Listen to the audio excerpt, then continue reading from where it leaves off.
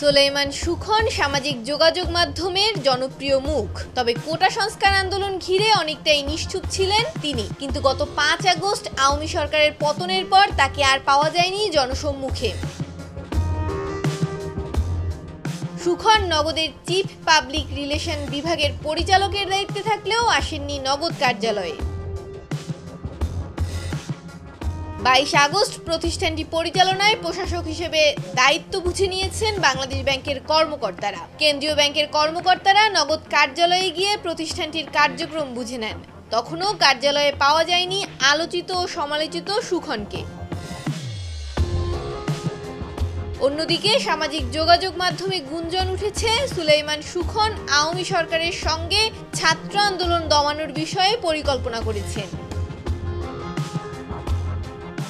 এজন্য আন্দোলনের সময় জনপ্রিয় কন্টেন্ট ক্রিয়েটরদের জোর করে স্ক্রিপ্টেড ভিডিও বানানোর হুমকি দিয়েছেন। তাদেরকে লাখ টাকার প্রলোভনও দেখিয়েছেন সুখন। এমন অজস্র অভিযোগ সুলাইমান সুখনের বিরুদ্ধে।